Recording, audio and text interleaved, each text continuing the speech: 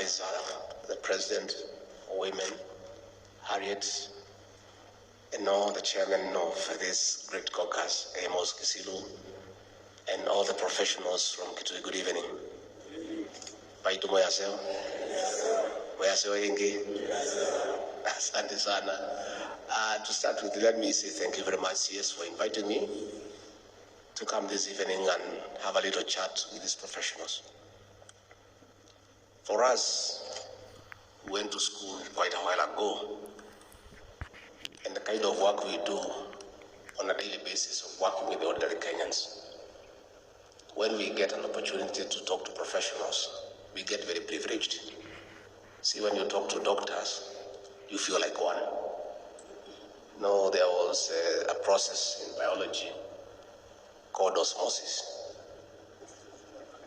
You know, so when you sit with learned people who have gone to school properly, a fellow like me who are masomo yangu iko chini kidogo, through osmosis, I also get enriched. So it's really a great evening. It's a great evening. And CS Malonza, let me tell you, what you have done is almost next to impossible. Getting 300, 400 professionals, busy people who have their own money, they are busy doing their own things, to leave whatever they are doing for 3-4 hours and come and sit is not a joke. I really want to say that is leadership, and that is what is required, not just in Kitui, but across the country. And for you professionals, let me also thank you for being selfless. You are all busy people. Looking at you, you are not lacking. There's really nothing you need from this year. It's really patriotism and the love for the people of Kitui. That's why you are here. Because there is nothing that you can get from this meeting. But you have left whatever you do. You have driven here. You are here, it's late at night, to have a conversation, to make lives much better for your parents and the people you left in the village. So that when you go home, when you look around, you feel proud to have come from Kitui. There is nobody who is sane, who is happy to go back home and find roads are impassable. There is no water. Children are chica infested. The schools are leaking. Anybody with some sense feels very challenged. But because these things you cannot do, you cannot build roads no matter how rich you are. You cannot do a dam no matter how rich you are.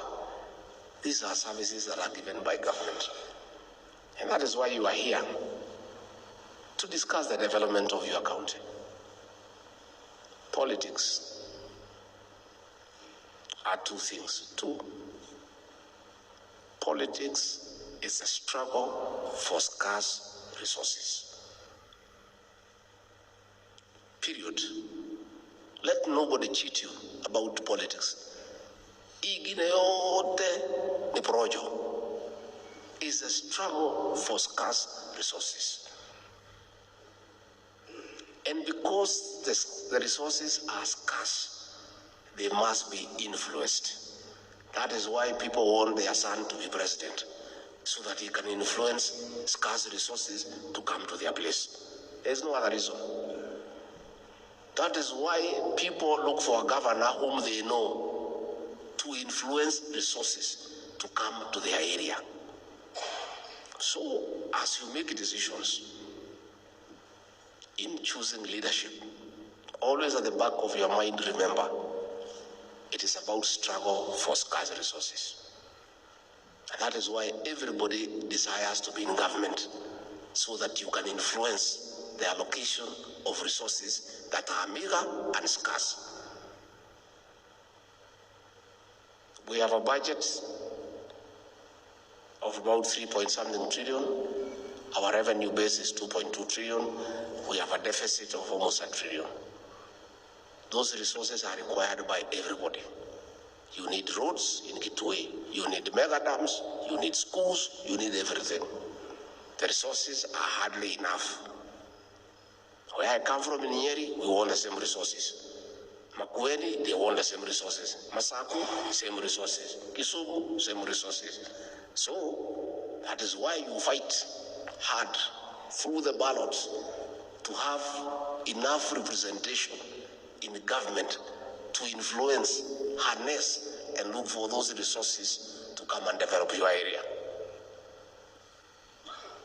From where I sit, from my little geography and history, and a bit of travel in this country, Kitui County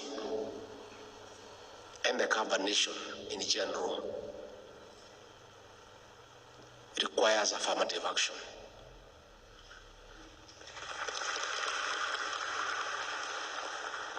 That affirmative action will only be achieved when you are adequately represented on the decision-making table when scarce resources are being discussed and distributed.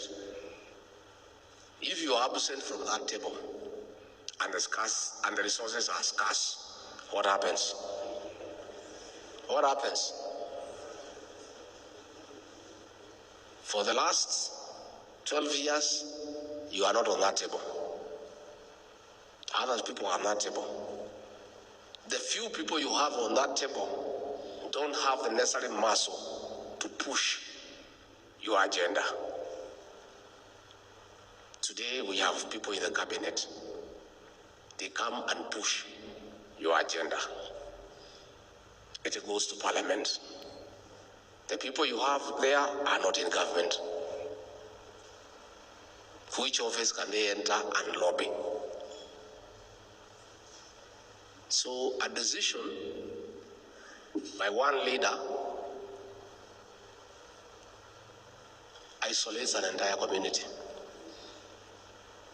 And not once, not twice, thrice. You can't do the same thing all the time and expect different results. But I've come here today because the Bible says, among the 10 who are healed, only one came to say thank you. I'm that person. At least in all this political madness in Ukambani, the people of Kitui decisively and intelligently gave William Ruto and I 28%. I've come to say thank you. And I want to say, every journey starts with a single step. In the political staircase of this country, you made so many steps.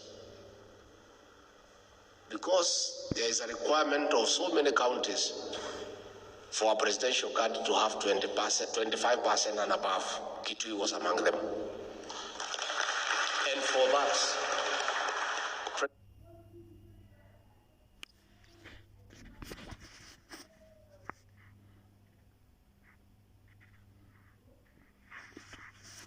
President William Ruto and I are entirely very grateful. And I want to tell you, from where I sit, from my knowledge of the political perspective of this country, you are moving in the right direction. Kitui County is headed places. And that is why, when I talked about that a government is like a company with the shares, some people thought I'm out of my mind. I'm not. Sijasoma sana, lakini I know one or two things. Iko kitu mimi najua. And I've been around for a while.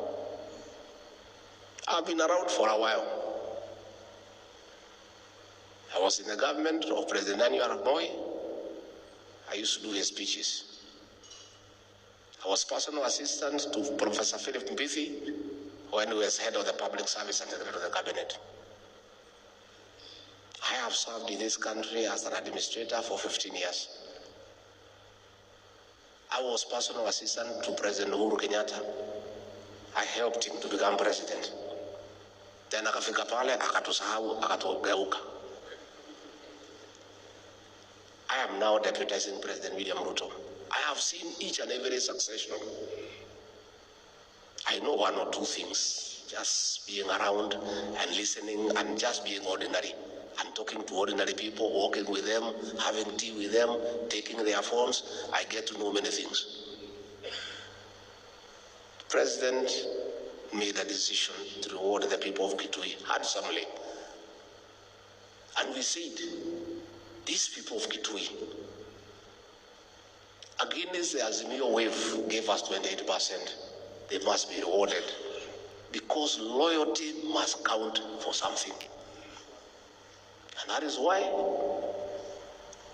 the President appointed Penina Malonza as Cabinet Secretary for Tourism. Even siku alifika pale Parliament, akashituka na makamera na nini na wabunge, which is normal. She has never been in that situation. And a human being is a human being. Facing hii wabunge hapana mchezo. Na hii makamera ingine iko na manyoya nini. So akachanganyikiwa pale kidogo. And you know pale ukichanganyikiwa the first question, maneno imeisha. The President and I made a decision that we must start with this lady from Kitui.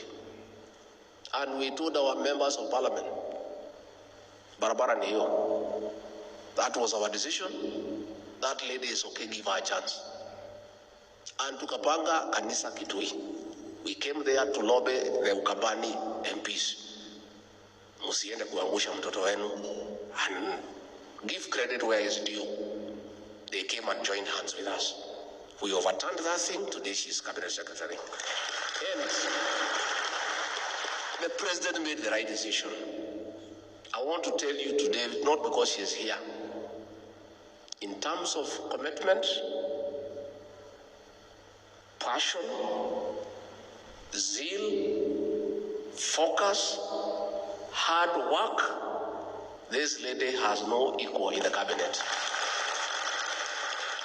And I never regret coming to Kitui to lobby and calling our MPs. If there is a daughter of Kitui who has a commitment to serve, it is Penina Malonza. And the President and I are very happy with her, and I work very closely with her. Tukatoka hapo, tukatafuta mweke.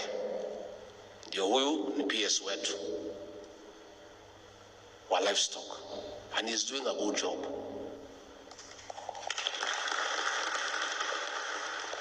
Huyu Dr. Joma, she was with me in high school. Na ndio umesikia huyu commissioner akisema ni mzuri ujuane na watu. Because ukiulizwa nani najua huyu, kama hakuna mtu anakujua, where do you start? I was with her in the university. When President Uhuru nominated her as Cabinet Secretary, I made a speech on the floor of Parliament to support her nomination because I know her. So when the President asked me, huyu Monica unaonaje? So you can imagine I had good things to say. Because Monica is also intelligent, she's focused, and she takes time to research. Today, she is the National Security Advisor to the President. He travels with her wherever he goes out of this country. She is a secretary. She sits with us as the Secretary of the National Security Council. She's an important person in the security architecture of this country and a trusted aide of the President. Even when your leader was taken to handshake by Ile Mzee, even without consulting him, you didn't get anything like what we have given you. You just compare. Dr. Monica Jua sits with the cabinet. You have two people there. Huyu commissioner, tumempea. Huyu Alex Musau, tumempea. Huyu Bagula, I worked with this man in Nairobi. Na mimi nikamwambia, I told him, my friend, wewe fanya kazi. President na mimi ni watu ya shukurani. Just work. He was supposed to be deputy governor ya Margaret Wanjiru. When we stepped her down, nikamtafutia lori na nini, nikamwambia nenda ukoroge hii Wakamba, ulete ile kitu utalete tuorganishe. Akakoroga, tukapata kitu. Saa ile tumefika, ndio huyu sasa ni chairman. Because sisi ni watu ya shukurani. And I want to say,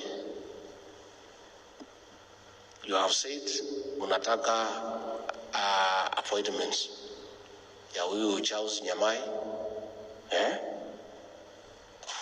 mheshimiwa.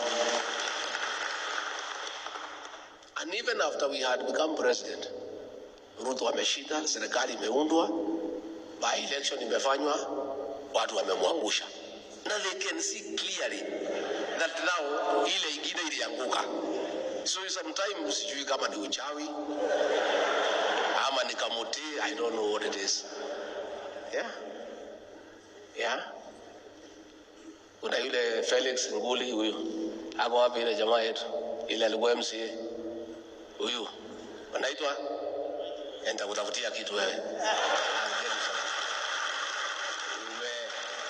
Umelia sana. He's a good man. I will get you something. I'll talk to president tukutafutie na huyu Nyamai, tuko pia na Munuve, ako pale Mwingi na a few of other people. We still have some space. What you are Kitui, mimi nataka tutafute urafiki na nyinyi. And why did I come to St. Charles Lwanga? I have been invited to many Harambes, but I made a conscious decision. These are people against a strong wave ya Azimio, where Kalonzo Musyoka comes from, his county. They defied him and gave us 28%. Nikasema, that gesture, lazima turudishe mkono. And I want to tell you, Kitui tutakuja. And when I was there, I asked, hii shule, vile imekaa, tulikuwa na vice president hapa miaka 5. Tumekuwa na minister Kaluki. Hii shule, driver wangu akaniuliza kwani hapa kuna kaanga namna gani? Those schools are embarrassing. And we have had leadership. And even that day, they cannot even send 100,000. Lakini wakiitwa hapa, mchange pesa ya wale watu wamepata shida kwa maandamano, wanatoa nusu milioni. Shule ya nyumbani huwezi tuma hata 100,000. Hata kama uji kwa sababu Rigathi yako pale, si utumane kwa principal. This schools in Kitui. Why is Gacagua coming from Nyeri kujenga shule Kitui na wako watu wa hapo wamekuwa kwa uongozi miaka hii yote? No, you people, you must think very hard as professionals. You know, it is you who will define what happens to your county. The leaders you have taken you to a ditch, not once, not twice, not thrice. Sasa kama nyinyi mnaingizwa kwa shimo na mnaona mnaingia, what kind of professionals are you? Sisi watu ya hapa Mlima Kenya, Uhuru Kenyatta alikuwa president, commander-in-chief of the defense forces, the richest man in Africa, the biggest family with big names. Akatuchukua kutupeleka kwa shimo. Tukakutana viongozi and professionals. Tukaangalia, tukaona hii barabara hii, tukifuata hii mtu tutaenda kwa shimo. Mimi mwenyewe nikaketi chini na yeye, nilikuwa mtu yake ya mkono na rafiki yangu. Nikamwambia hii hapana. Hii barabara hapana. Sema hapana, lazima. Nikamwambia, wait a minute. Ati lazima. No. Savana, hiyo lugha usitumie. So he insisted. We called watu wetu, tukaongea. We made a decision. We defied a president, commander-in-chief, the richest man in the continent, and we told him no. We made a decision, and that was it. Sasa nyinyi professionals, kila mwaka mnafuata mtu na nyinyi ni watu mmesoma. You people are not stupid. You are intelligent people. You listen to other Kenyans what they are saying, but you just follow blindly. Anaingiza nyinyi kwa shimo, mnaingia mnakaa miaka 5. Haya, ikifika miaka ingine 5, mkitaka kutoka anamwambia burudi. Even I want to understand, because the Kamba people are our cousins from where we speak. I understand your language. I stayed in Machakos for a long time. I was a teacher there. I want to understand you people. Where is the pride of your community? Pride.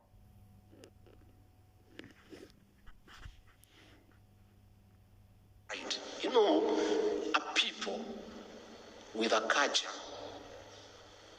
must have some pride.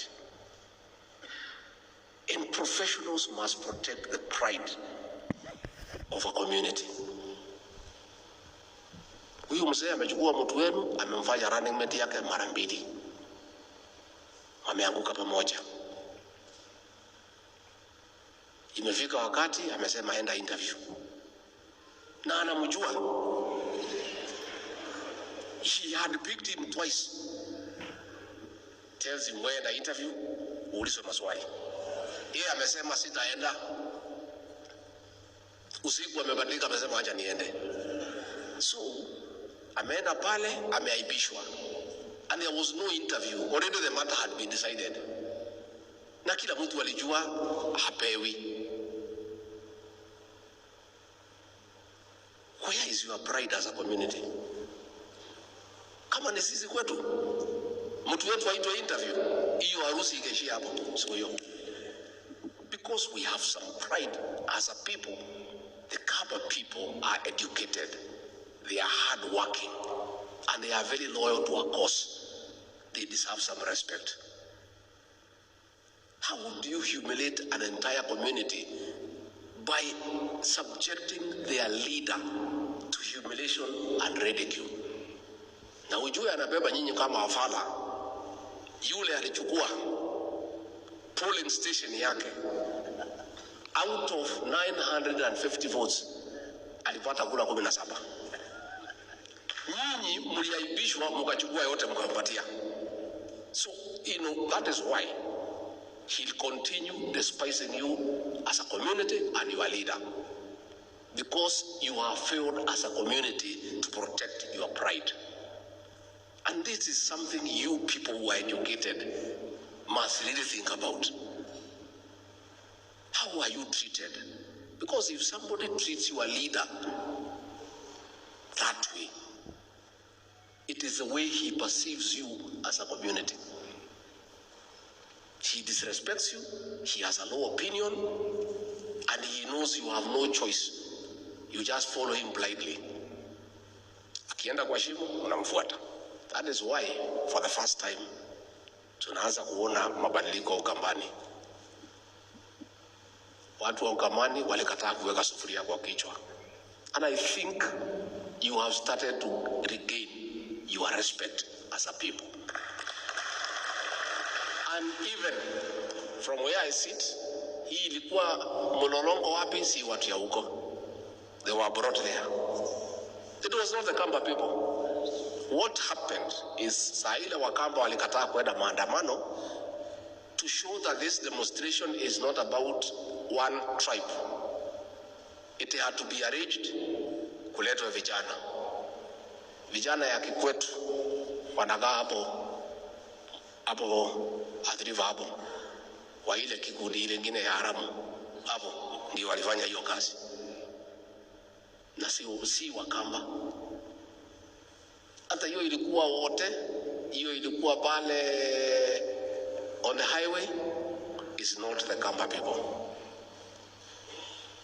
For the first time, tumetolea nyinyi kofia.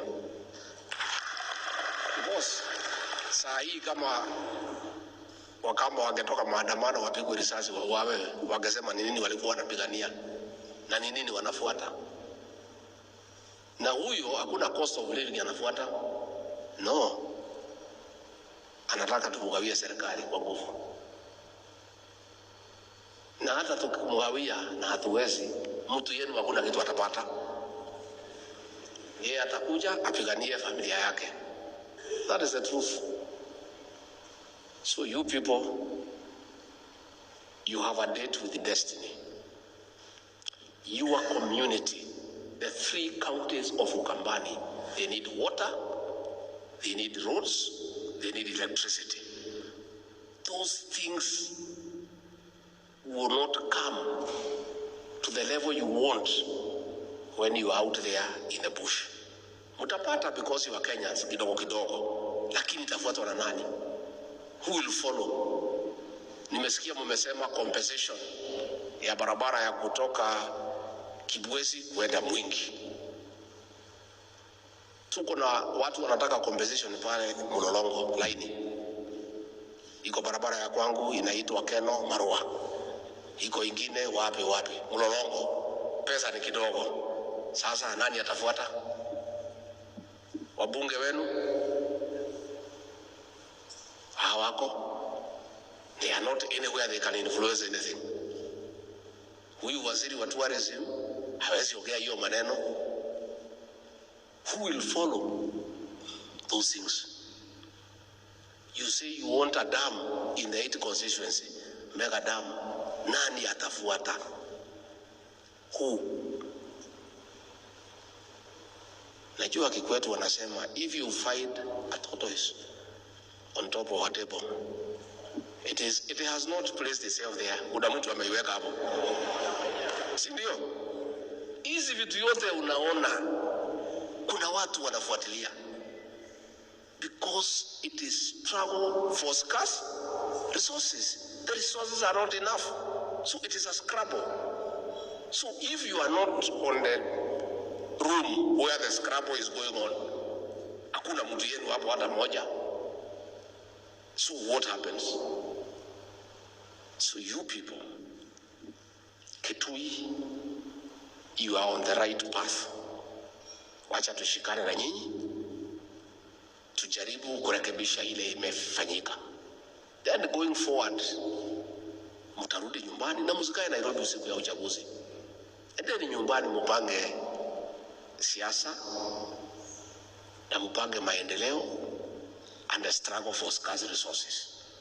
But in the meantime, because we need to support the president, let me arrange a few things what you do so that we can move things forward.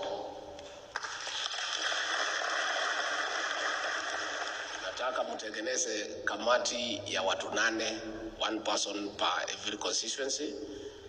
Wale wanaelewa mambo ya barabara. I make an appointment for you. Mwende mkae na waziri anaitwa Kipchumba Murkomen, muongee mambo ya barabara.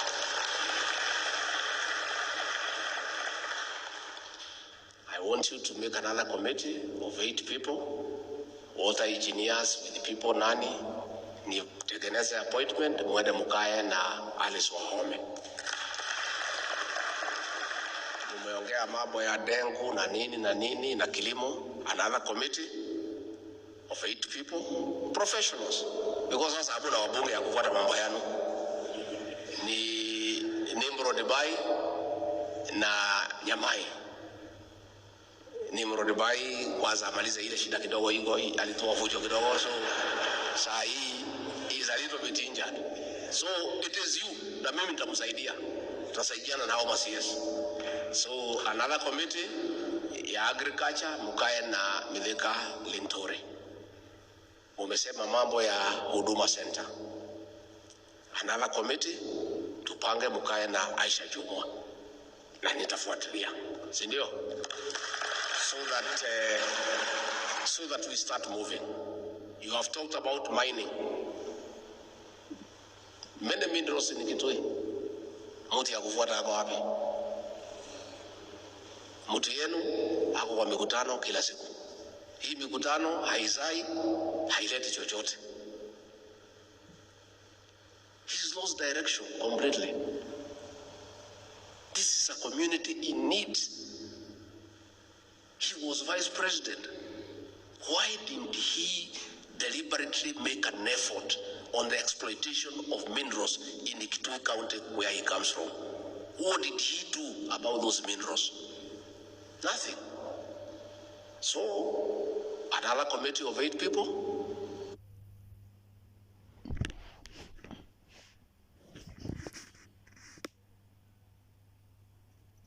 Mambo ya minerals, coal, nini, iko vitu mingi Kitui.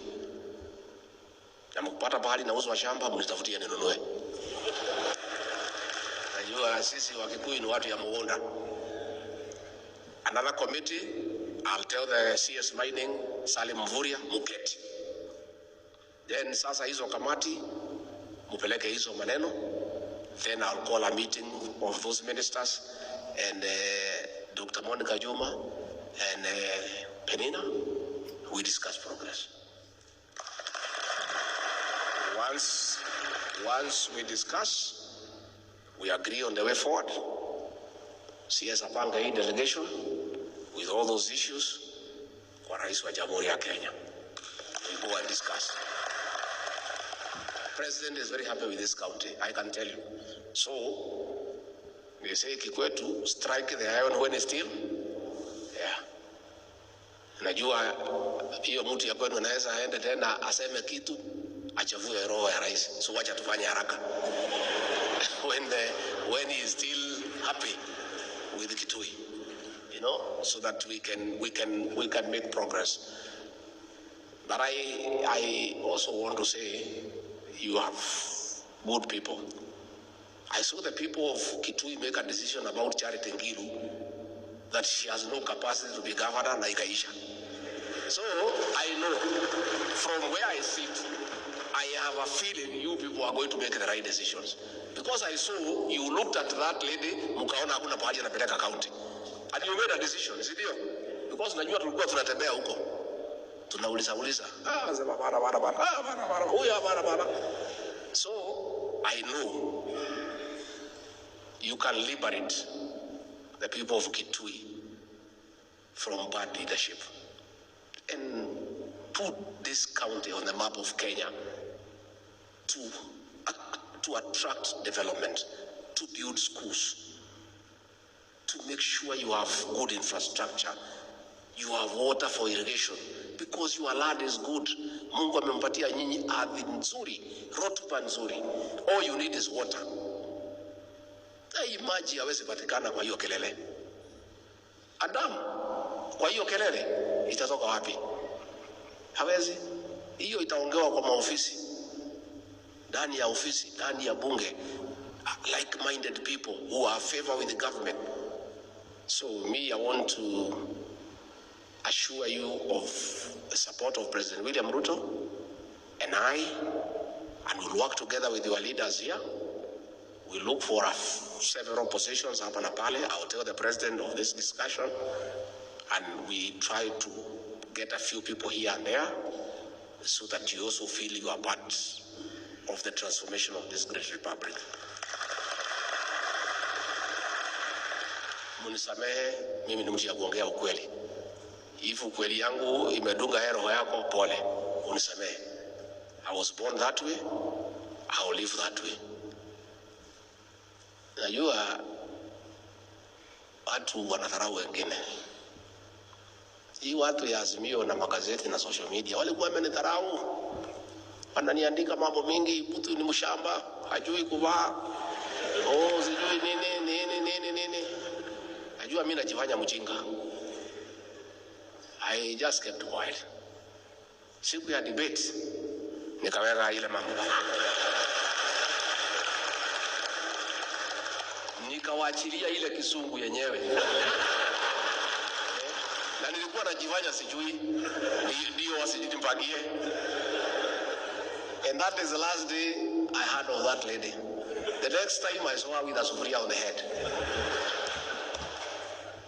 Usisarau mtu tu ati unaona ako tu jua kali nini. Don't. Kila mtu wako na kipawa chake. And I want to tell you, please, let's work, let's support these CSs. And huyu CS wetu, you are trying. Hata hii kulete watu ya Kitui pamoja, I really want to commend you. People are led. Mungu amekupatia nafasi wewe ni waziri. President amekupatia nafasi, unakwenda kwake, unakuja kwangu. Tumia hiyo ofisi kuleta watu ya Kitui pamoja. And try to make a difference. And history will judge you kindly. That siku ulikuwa waziri, at least there are several things that happened in that county. So mimi, I am waiting for those committees, mutengeneze. Waziri ataniambia, I'll create the appointments, we start moving. And then, tukisikizana, tuende kwa mkubwa, then we start moving in the right direction. Okay?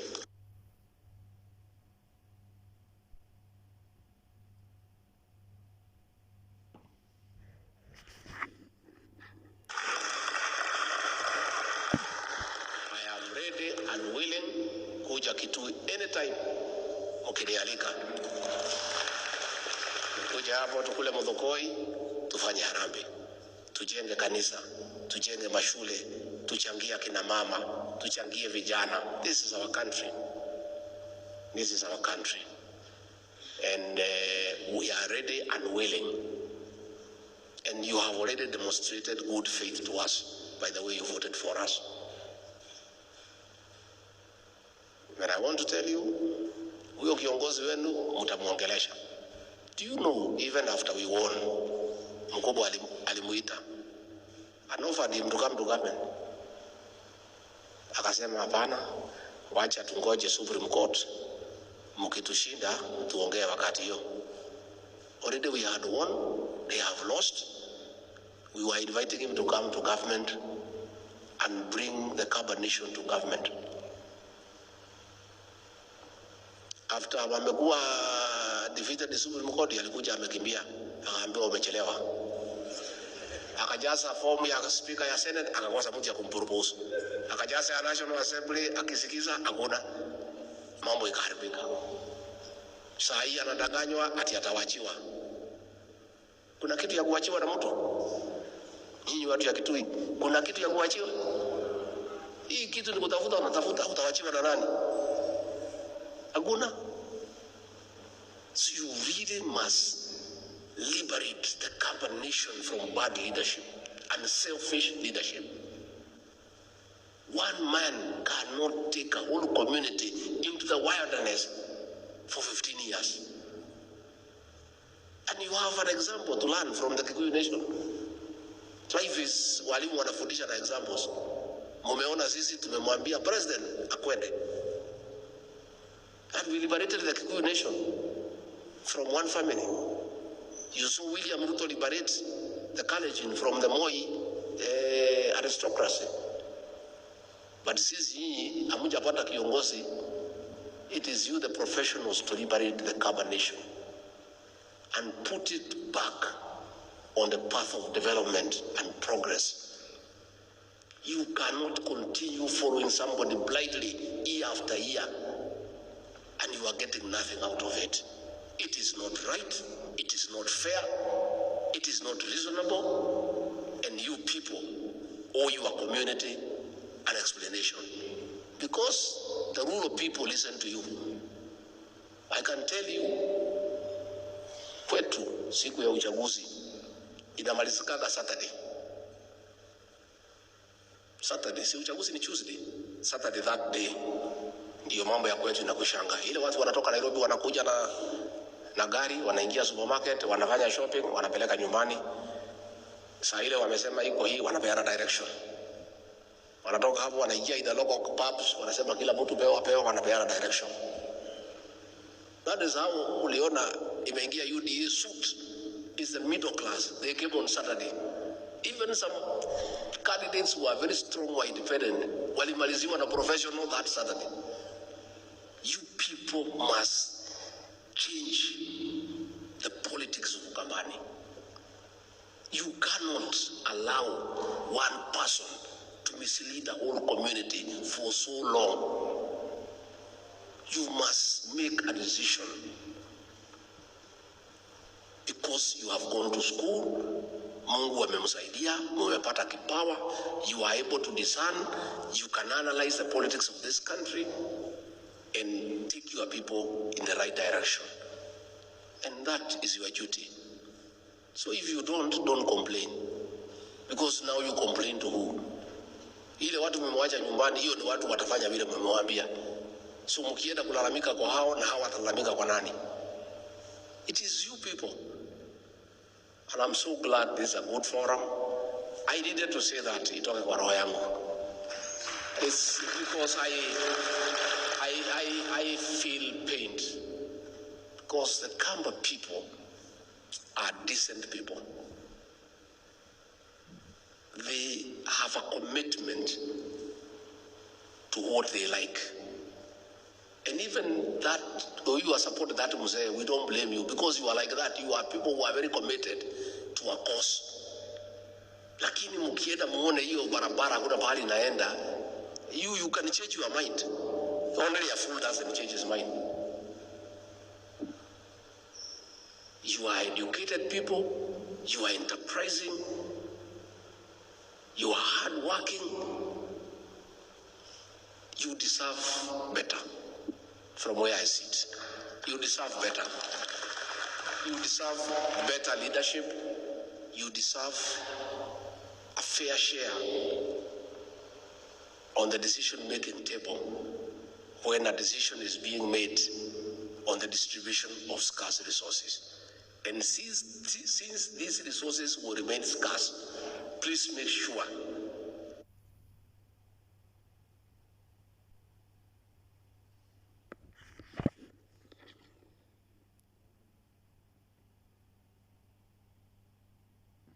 that you are part of the people making that decision.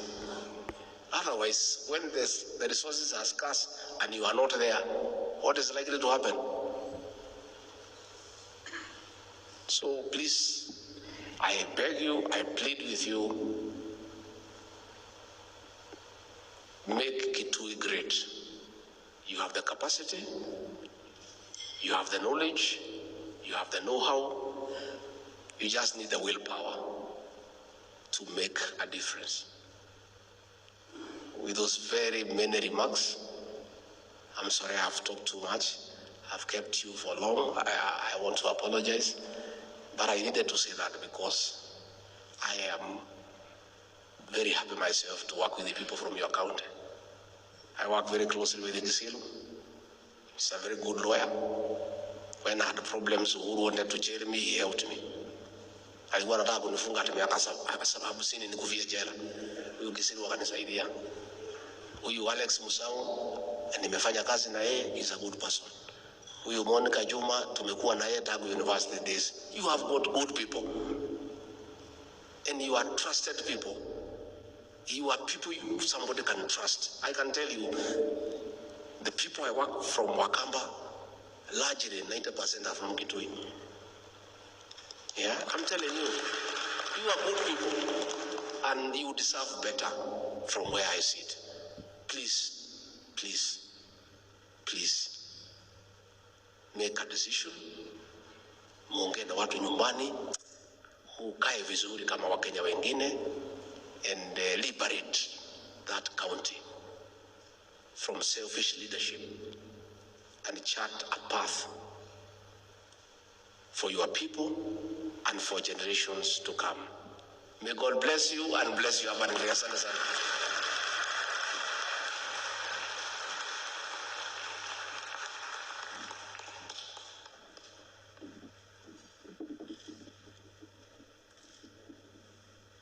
Thank you very much.